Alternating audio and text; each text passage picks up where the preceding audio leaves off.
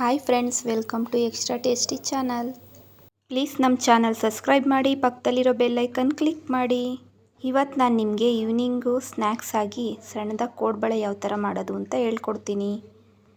ಬೇಕಾದ ಪದಾರ್ಥಗಳು: ತುಪ್ಪ ಮತ್ತು ಎಣ್ಣೆ ಅರ್ಧ ಕಪ್ ತೊಗೊಂಡಿದ್ದೀನಿ, ಮೈದಾ ಅರ್ಧ, ರವೆ ಅರ್ಧ, ಅಜ್ವಾನ ಅರ್ಧ, ಕಡಲೆ ಹಿಟ್ಟು ತೊಗೊಂಡಿದ್ದೀನಿ, ಮೆಣಸಿನ್ಕಾಯಿ ಪುಡಿ, 1 ಕಪ್ ಅಕ್ಕಿ ಹಿಟ್ಟು, ಉಪ್ಪು, ಒಂದು ಬೌಲ್ಗೆ ಅಕ್ಕಿ ಹಿಟ್ಟು, ಮೈದಾ ಹಿಟ್ಟು,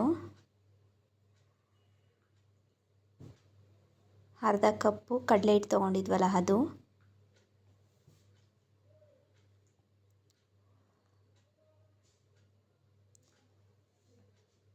ನಂತರ ಒಂದು ಬಾಣಲಿ ಬಿಸಿಗಿಟ್ಟು ತುಪ್ಪ ಎಣ್ಣೆನ ಕಾಯಿಸಿ ಅದನ್ನು ಹಾಕ್ಕೋತಾ ಇದ್ದೀನಿ. ನಂತರ ಅದಕ್ಕೇ ಚಿರೋಟಿ ರವೆ ಹಾಕಿ ಸ್ವಲ್ಪ ಫ್ರೈ ಮಾಡಿಕೊಂಡು ಅದನ್ನು ಕೂಡ ಅದಕ್ಕೆ ಸೇರಿಸ್ತಾ ಇದ್ದೀನಿ. ಅಜ್ವಾನನ ಸ್ಮ್ಯಾಶ್ ಮಾಡಿ ಕೈಲಿ ಹಾಕ್ತಾಯಿದ್ದೀನಿ. ಈ ಥರ ಹಾಕೋದ್ರಿಂದ ಸ್ಮೆಲ್ ಚೆನ್ನಾಗಿರುತ್ತೆ.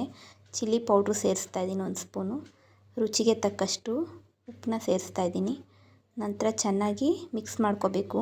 ಬಿಸಿ ಇರುತ್ತೆ, ಸ್ಪೂನಲ್ಲೇ ಮಿಕ್ಸ್ ಮಾಡ್ಕೊಳ್ಳಿ.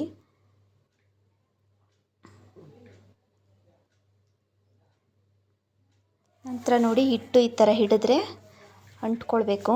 ಆ ಥರ ಹಿಡಿದು ನೋಡಿ. ಬೇಕಾದರೆ ಇನ್ನು ಸ್ವಲ್ಪ ತುಪ್ಪ ಸೇರಿಸ್ಕೋಬೋದು. ನೋಡಿ, ಎಲ್ಲ ಮಿಕ್ಸ್ ಆಗಿದೆ. ಇದಕ್ಕೆ ಸ್ವಲ್ಪ ಸ್ವಲ್ಪನೇ ನೀರು ಸೇರಿಸ್ತಾ ಮಿಕ್ಸ್ ಮಾಡ್ಕೋತಾ ಬರ್ತೀನಿ. ನೋಡಿ, ಮಿಕ್ಸ್ ಆಗಿದೆ. ಪುಟ್ ಪುಟ್ ಉಂಡೆಗಳಂಗೆ ಮಾಡಿಕೊಂಡು ಕೋಡ್ಬಳೆ ರೆಡಿ ಮಾಡ್ಕೋತಾ ಇದ್ದೀನಿ. ಯಾವ ಸೈಜಲ್ಲಾದರೂ ಮಾಡ್ಕೋಬೋದು. ನಾನು ಸ್ಮಾಲಾಗಿ ಮಾಡ್ತಾಯಿದ್ದೀನಿ. ನೋಡಿ, ಎಲ್ಲ ಆಗಿದೆ. ಒಂದು ಎಣ್ಣೆ ಬಿಸಿಗಿಟ್ಟಿದೆ.